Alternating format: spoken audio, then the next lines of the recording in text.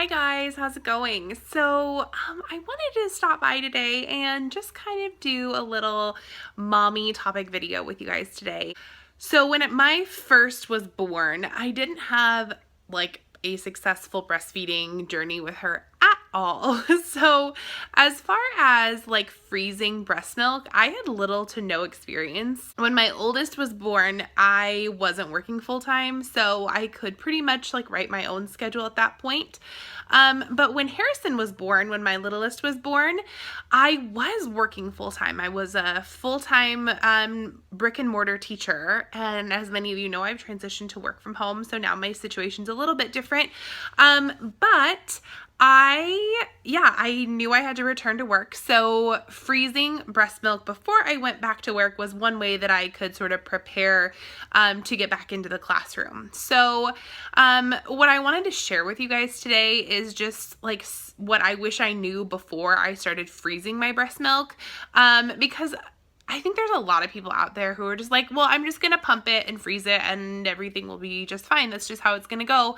But really it takes a little bit more finesse than that. So I just wanted to kind of chat with you guys about how it went for me. So yeah, like I said, when my oldest was born, I didn't really have a successful breastfeeding journey with her.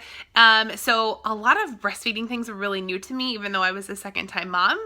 So what I did in the beginning is I had read that you need to like bump up your supply if you want to have extra to pump off between feedings and during naps and that kind of thing. So my first step was to drink lots and lots of mother's milk tea, which was a huge sacrifice for me because I hate the black licorice flavor, which I believe is in the fennel in there.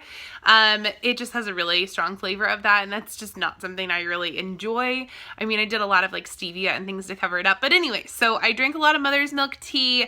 I took a lot of brewer's yeast. I ate some lactation cookies.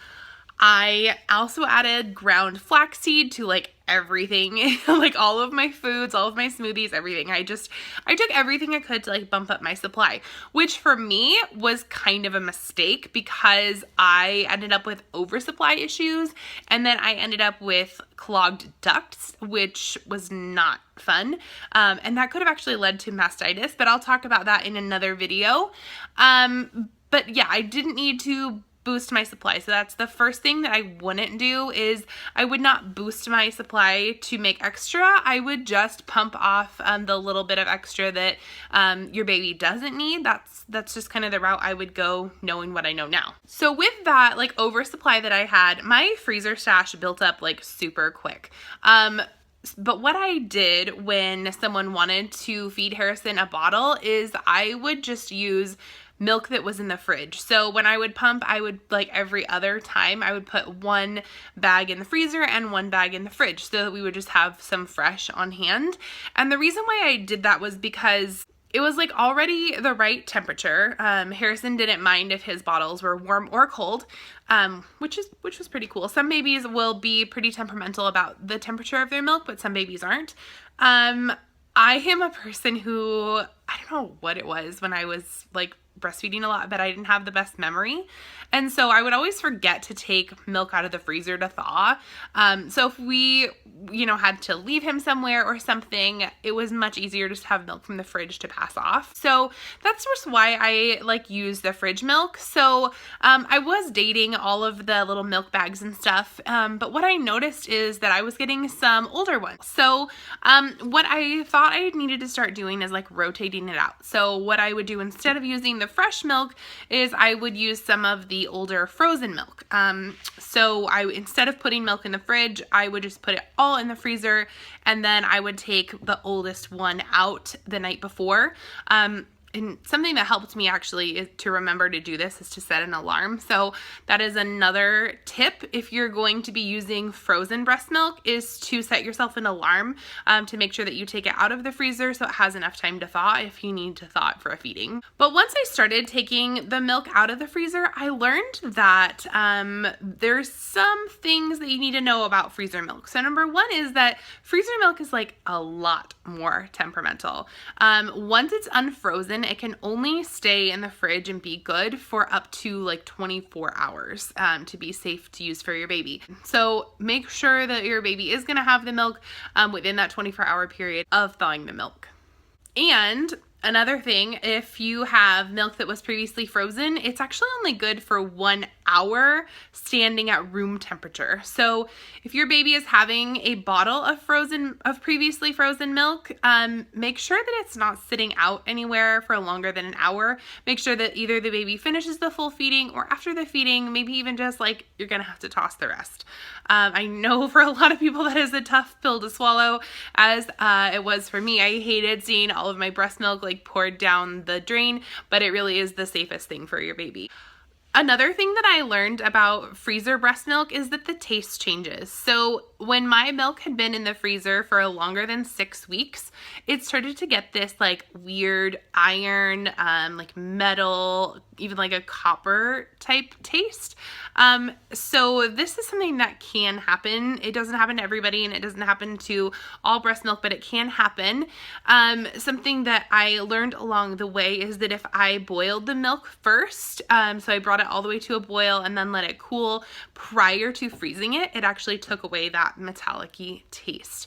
And I mean, Harrison didn't really seem to have a problem with the taste. It was only when I tasted it. I'm just kind of a weird person. Anything my baby's gonna taste, I usually taste it first. I don't know, is that weird? Maybe other moms do it, but I would taste it, and sometimes it would come back with that iron flavor. But it didn't do that after I started to do the boiling thing. Also, to avoid that metallic taste, you can start rotating your milk out a lot sooner than I did.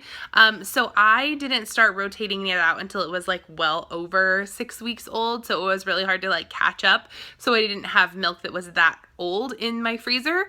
But if you start rotating it out sooner, you can avoid that taste. And some people, their milk just is gonna have that taste right from the jump, like if you just put it in the freezer no matter how long it's been in there. But some people it won't. So you'll just kind of have to take your chances, and you'll just kind of have to see how it goes for you. But again, this is how it worked for me. And one last little tip for people who are going to be freezing breast milk, make sure that you, when you're thawing your breast milk, make sure that you are setting it in a container or something when you're thawing it. I used the Medela bags, the Kindy Twist bags, and the Laniso bags as well, so all of them. And in all brands that I used, I had bags with leaks in them. So unfortunately, after freezing, sometimes the bags don't hold up that well. So make sure that when you are thawing your milk that you put it in a container, because then that will catch the milk that could potentially leak out after freezing. And this is not to say that these bags, you know, had holes in them before, because I didn't have any issue while I was pumping into them, but it just was something maybe with like the texture or the temperature of the freezer or something where the bags didn't stand up to that cold of temperature and then being brought back to life and unfrozen. So, all right, you guys, well, I guess that is everything that I have to talk about with freezing and thawing breast milk. If any of you guys are nursing moms and you have any tips or tricks for either building up a freezer stash or for, you know, thawing and using frozen breast milk, you can leave those in the comments below if you have something that worked really well for you. I'm sure that we would all love to learn from you as well. So I really hope that you guys enjoyed this. Thank you so much for being part of my Beans and Monkeys community. I love seeing your faces. I love reading your comments. I love interacting with all of you.